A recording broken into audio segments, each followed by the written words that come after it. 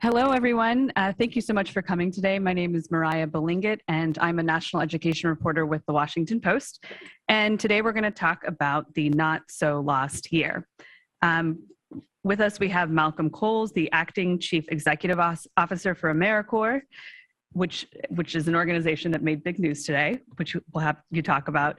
John Schnurr, the chairman and chief executive officer of America Achieves, and the Honorable Jacqueline Coleman, the lieutenant governor of Kentucky. So first of all, we're going to talk about learning loss, or as the Education Trust calls it, unfinished learning. What does that look like for those of us who don't work in education? If I'm a student and I've experienced learning loss, what does that mean for when I walk into a classroom, and what might it mean for me later in life? Governor, as a former teacher. Right. So as the resident teacher on the panel, I'll try to address that. I think that is yet to be determined. When our students return to in-person learning on a regular basis, when school buildings are open again, they're certainly going to have to operate differently than before, but there's going to have to be a lot of interpersonal interaction and a lot of individual assessment going on to identify where our students are before comparing it to where they quote unquote should be. And so, there's a lot of talk about learning loss academically, but let me say this as someone who's tries to be optimistic about the silver linings in events like COVID-19. Our governor, Andy Beshear, has a son who is in middle school. And the governor always says that his son became a better note taker. He became more independent. He was much more disciplined and tech savvy as a result of having to take on some of these classes and lessons on his own. And so while there is likely going to be some sort of academic learning loss, the skills that our students could have acquired over the course of the pandemic may serve them well in the long run. Thank you. Yeah, my sense is that there's a different set of data for each locus point on the K-12 continuum.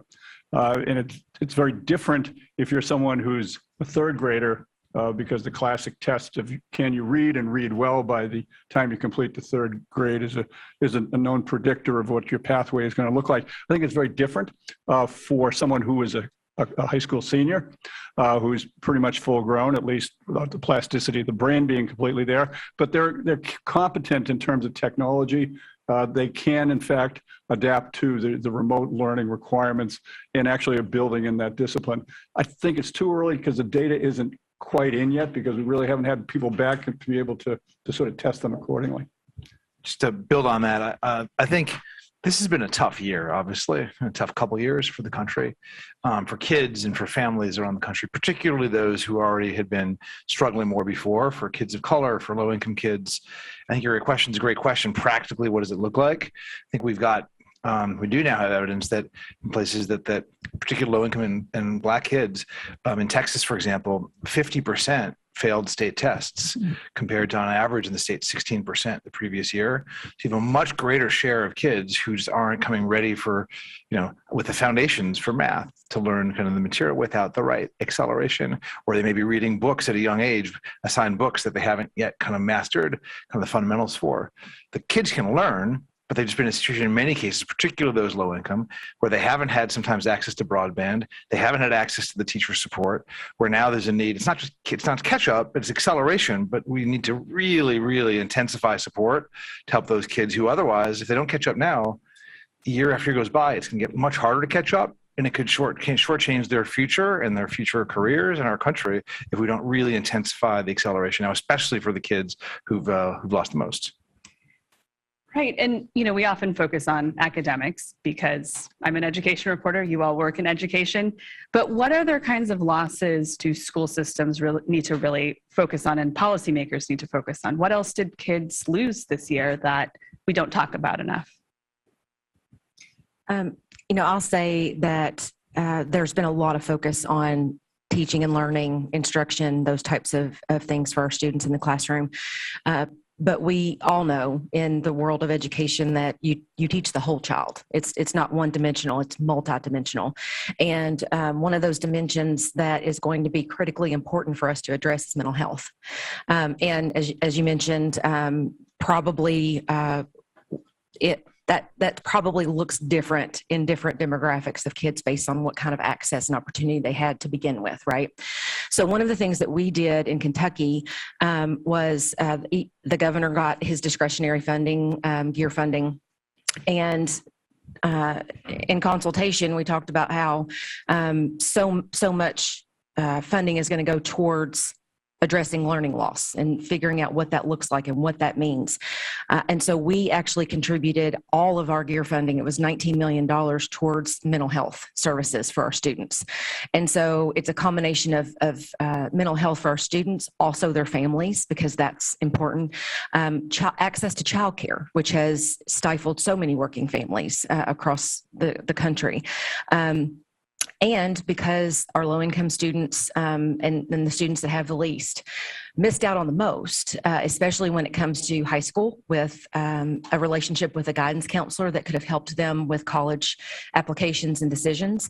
So we also put some funding towards summer bridge programs and created college and career academies where we partner school counselors with college admissions staff so that they can work together for the low-income students to help bridge them into the college arena and provide those wraparound services to keep them there. At AmeriCorps, every year we have educational programming that impacts over 1 million young people at K through 12.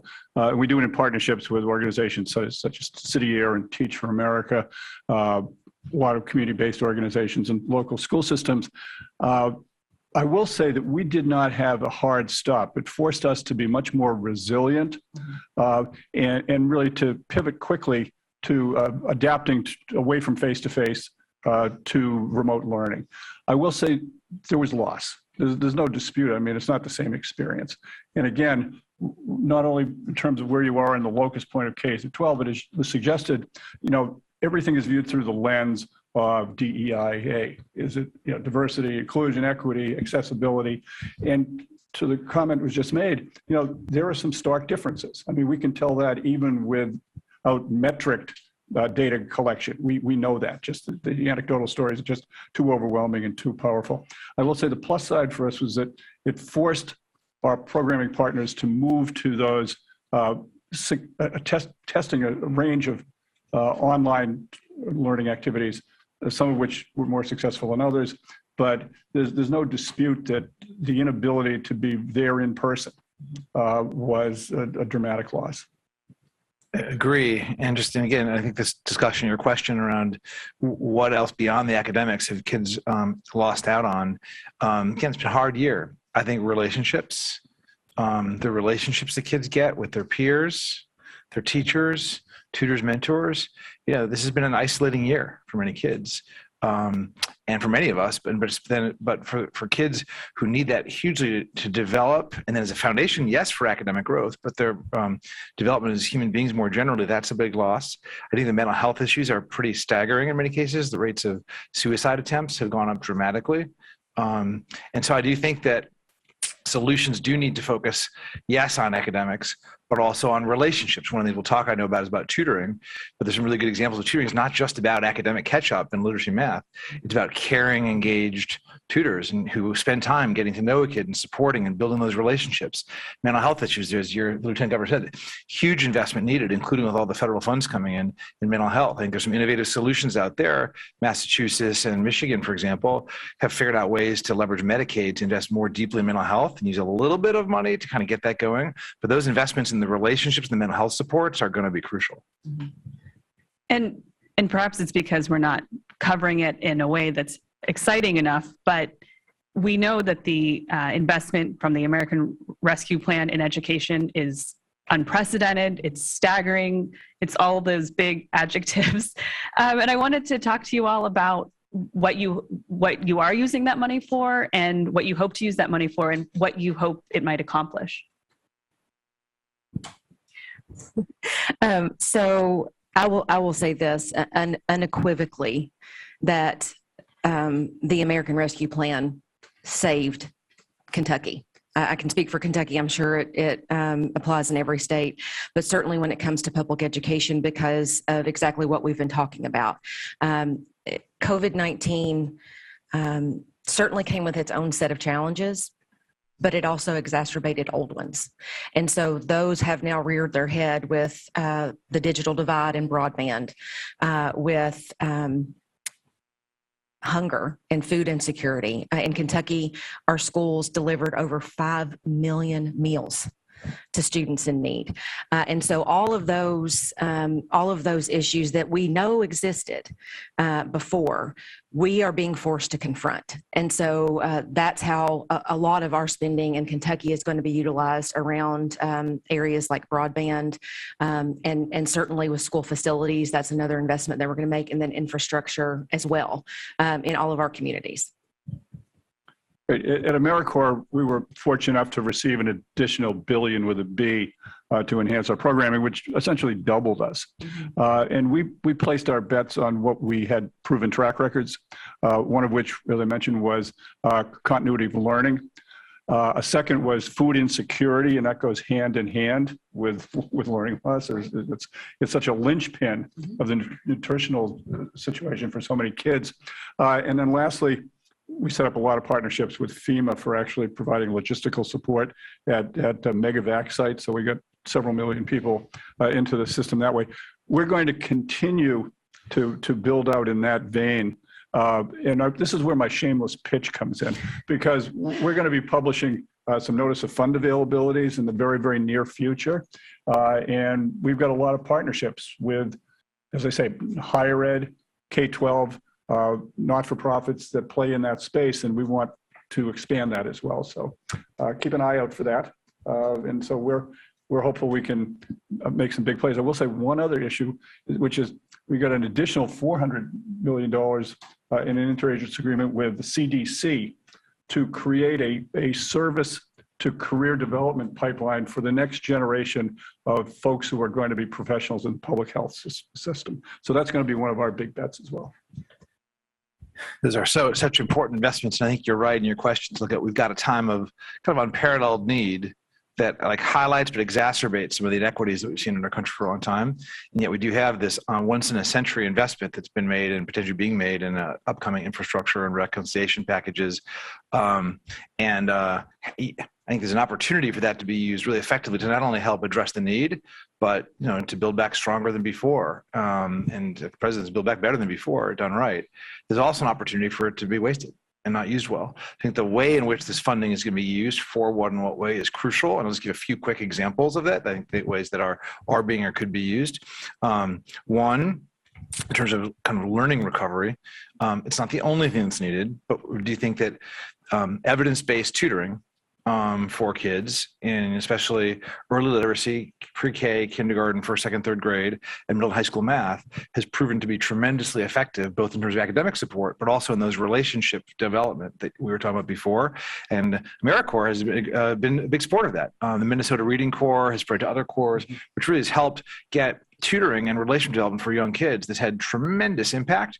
That's the kind of thing which this funding can be used for by now the states and school districts in order to help really not only recover learning, but also advance. A second example is very enormously important one, is investing in getting people back to work with the skills needed for good jobs. The economy needs this, employers need this. There's a need for high-tech workers and health workers and advanced manufacturing workers.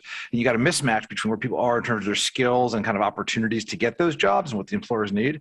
So the states and communities have a chance to invest in this right now. And one of the big things that's being debated right now on Capitol Hill in the American Jobs Plan and Reconciliation is the president's proposal to put in $100 billion for states and communities to invest in jobs and in skills. I think that's a second example. There certainly are others. The one thing I will just flag, we were talking about before the panel today, that's getting announced from the American Rescue Plan, just across the street of the White House 2 hours ago, there was a significant announcement that Secretary Raimondo made in the White House press briefing room, announcing a $3 billion economic development, workforce development grant program that was approved by the Congress and the American Rescue Plan on a bipartisan basis. That's going to allow kind of a bottom-up competition for communities and states across the country, industry-led, and look at how do you grow the jobs in a local community? How do you then make sure people have the skills and the support to make sure they can get those jobs? And that competition is going live today. And I think it's got a tremendous opportunity to incent communities and states to use that funding. It could be as much as $100 million per community. And then look at all the other federal funding that's used and how do you stitch that together to make sure that people really have a chance to grow their economies and make sure that low-income people, women, people of color, rural residents, Native Americans have access to those kind of jobs and job pathways. Those are some examples. Yeah, and what kind of programs could that grant funding fund? What kind of programs could it underwrite? So their example, in Kentucky, has been a great example. This one, the Lieutenant Governor may want to comment on, I think, some really great examples of what could be supported here. But just to give you a little overview, and then the Lieutenant Governor ought to share more. But there are great examples in the country around local coalitions that have come together on one hand to grow industry clusters in advanced manufacturing or in technology or others, to really grow those sectors in a way that can really create more jobs and accessible jobs. And secondly, to really invest in industry-driven workforce development that can provide apprenticeships, short-term training, on-the-job learning opportunities that really give people the skills needed, not for yesterday's jobs, but to support coalitions that can make sure that community colleges, workforce development providers are targeting the good jobs that employers are actually hiring for. You'd think that'd be obvious, but there are only a relatively small number of places in the country that have really said, okay, here are where the jobs are. Here's the skills, and how do you make sure that a collection, not just one provider, not just one college to one business, but how do many different institutions work with many businesses to make sure the business get the talent they need, that low-income people, current potential workers get the skills they need. And that's the opportunity to take partnerships like in Kentucky to go to the next level with $100 million to help catalyze this.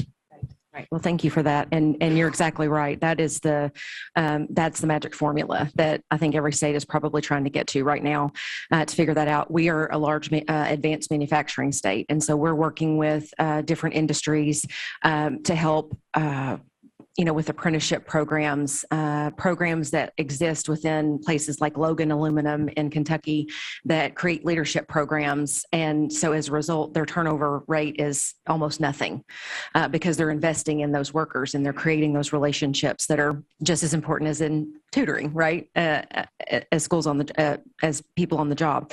The other thing I will say is from a healthcare perspective, like you just mentioned, we have a major nursing shortage in Kentucky. I'm sure it's everywhere, but I can only speak for Kentucky. There are about 6,000 nursing jobs right now open in Kentucky with an average salary of about $70,000.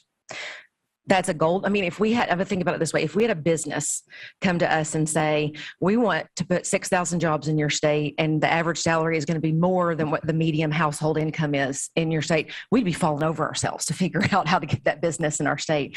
And so having to look at old ways of doing things and create new pipelines and opportunities in industry to get people from where they are or where they were before the pandemic to where we know they need to be moving forward is just critically important in terms of workforce development because, and I always say this, the future of our economy is in our classrooms. And so oftentimes folks want to jump to the end and start talking about economic development. And you have to realize that our economy is dependent on our workforce is dependent on our education and job training programs. So we have to start here. And I think that has become more evident than ever coming out of this pandemic. You're so right. Workforce development actually is economic development. Yes. You can't develop the economy without developing our talent and making this worker friendly, giving people the skills needed to succeed and grow the economy. I totally agree.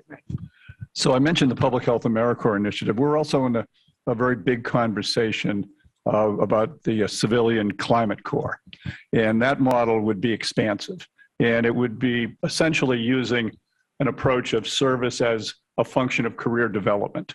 I might mention if you complete a year in AmeriCorps, you get an educational award, the value of a Pell Grant, which you can then apply either to tuition going forward or to retire your student debt. So there's a value proposition there as well. What we're hoping is that we can use service as a mechanism, as a vehicle to attract pipeline folks get them the opportunity to make contributions in their communities, but also get those sort of entry-level skills that allow them to be propelled onto the next level to compete for the incredible array of opportunity that's going to be there in the green economy going forward.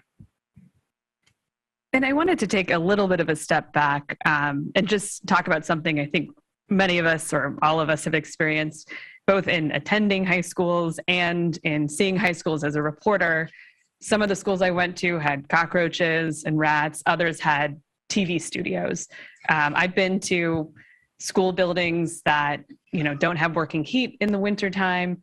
I've also been to school buildings where I went to an elementary school in Arlington that to get from the top floor to the bottom floor, you can ride a slide, like a playground slide. And I'm just wondering, after this investment, I know that it's not going to get us obviously to a level playing field, but are we going to start to see a closing of those gaps? Is it going to continue to be a situation where one school has a library and another school has no textbooks? Well, I might just say your question's a great question. When we look back 5 years from now, well, what you just described, that kind of dichotomy in terms of what the schools our kids go to every day, have access to libraries, textbooks, science labs in one place and not in the other, that's going to be determined in very short order by the debates that are happening in the city right now. And there are different views on this, but I think it's in my view, I think the president's approach to saying let's invest in infrastructure and including in schools to really help rebuild the schools, especially for those kids in low-income communities who haven't had access to that, as well as to invest in these other areas in terms of access to college and workforce development.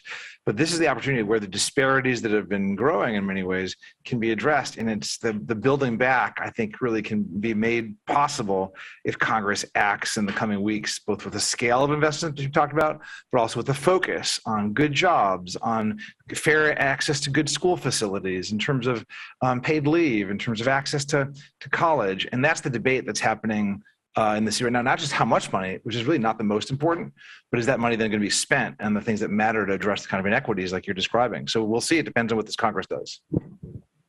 So one of our priorities in Kentucky coming, excuse me, with the art funding that's coming to us is improving school facilities. And as an education first administration, we believe that every child should have the opportunity to go to a safe environment in school and not be distracted and to have the resources that they need. That's sounds simple, but as you mentioned, it's not always a reality for kids. And so to prioritize our school facilities funding, we're starting with the schools that need it the most. And trying to make sure that as we disperse these dollars, it's done in an equitable way to make sure that every kid, again, has those opportunities. So I'm going to go back to what John said just a second ago. It's not just the amount of money that's coming in, it's how you choose to invest it that's going to make the difference. Yeah, I think my concern is that this infusion of cash has the downside risk of expanding the gap between the haves and the have-nots. And that's terrifying. That's obviously the opposite of the intent. But to your point, particularly in lower income communities around this country, the school facilities are so decrepit. Not only are they unsafe from a physical standpoint, they're unsafe to breathe the air. And that's really scary. And also with the massive swings in climate change, if these folks don't have buildings that have adequate HVAC facilities, you can't go to school X number of days of the year because it's too hot or it's too cold. And so that's why I would encourage people who are in high school to go and develop careers in HVAC, because it will be the career of the future. I visited an elementary school in Eastern Kentucky, and it is still powered by coal. I walked down and saw it myself. And so they're obviously on the list of schools that we're going to make sure get new facilities. They made the list. But yeah, it's just the inequity of that. And you're right, safety is an issue, but health is maybe an even bigger one. Yeah, I think that's one thing that has been underappreciated. When parents say they don't want to send their kids back to school because they're worried about safety, they're not just talking about the pandemic. They're talking about all of the stuff that predated the pandemic, the asbestos, the lead paint, the mold. So it's just has been really interesting. And another historic investment in school infrastructure. I'm sure you all have trouble getting people really stoked about federal policy like I do. But I mean, it's pretty astonishing. And I wanted to make sure that you all too had an opportunity to just talk about something that you didn't get a chance to talk about in the course of the conversation.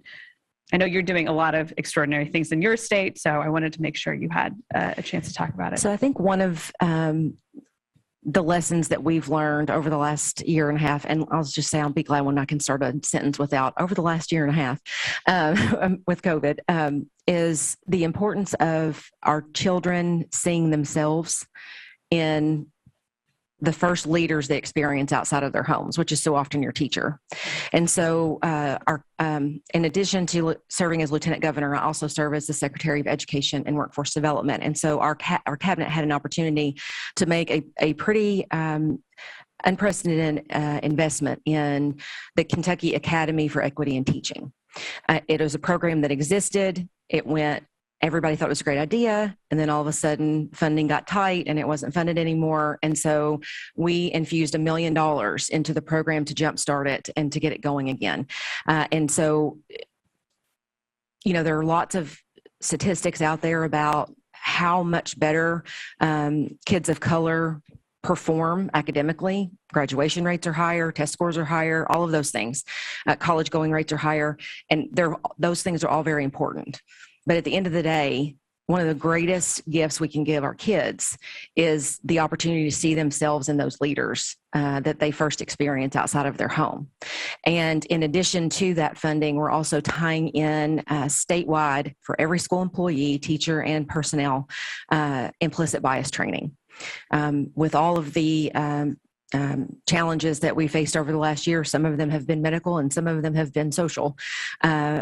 I found myself sitting in my little corner of the world wondering, how can we do something about this, right? And so I realized that we have an opportunity to transform an entire generation of kids by making sure that the teachers that work with them every day are able to form those relationships that are so critically important to academics and to understand and to be empathetic and all of those things, because every child deserves that too. And so when it comes to equity in education, there's so many different ways that we can talk about it with funding and access and opportunity, but certainly making sure that our kids see themselves reflected in who stands in the front of their classroom is very important to me and also to Governor Beshear. And so that's why we chose to infuse $1 million into that program in Kentucky. Yeah, and I wanted to say that a useful exercise that I've done and that everybody should do at some point is to just think about all of the educators they've had and what demographics they hailed from. And even though I grew up in a very diverse city, my educators were not diverse at all. So it was sort of astonishing to me, even to me, to like think about that. So I want to just take a moment to address the misnomer of a gap year in higher ed. What we found during the pandemic is that many folks, they couldn't go back to post-secondary education on campus, would opt to join AmeriCorps. It's kind of right out the storm. And what we want to do going forward is build upon the model of intentionality with higher ed institutions, where it's not just an aberration, but that it has that intentionality built into it, that it's not a gap, it's a plus year. And whether or not it's built in it prior to going into higher ed or in the midst of it or post undergraduate and graduate degrees, that it is recognized as a form of experiential learning that enhances the larger, more traditional academic higher education experience. It's a great point. And maybe I'll say, being here at the Reagan Institute and being reminded about President Reagan's optimism about the future of the country. I do think for what all the crisis here, there's no problem in America that hasn't been solved, or at least there isn't like an inkling how to solve it in America. And in each of these issues, on the tutoring, there's great examples of tutoring that works. On getting ready for jobs, there are examples around the country, including Kentucky, of getting people actually into good jobs with better wages. On all these areas programmatically, but also in terms of the challenge of how do we work together across all backgrounds to solve problems. There are examples of coalitions coming together to solve this. And I just think that right now, that sense of optimism is needed. I think national investments are needed, but that kind of optimistic, locally organized, state-driven, nationally supported, optimistically informed solutions orientation is needed in the country. I think that's really honoring the best part, in my view, of President Reagan's legacy that I think is real. And I think we got an opportunity not to be in crisis, but to really build a brighter future. So that's, I guess, what I don't hear in honoring President Reagan and the institution that's holding this great convening today.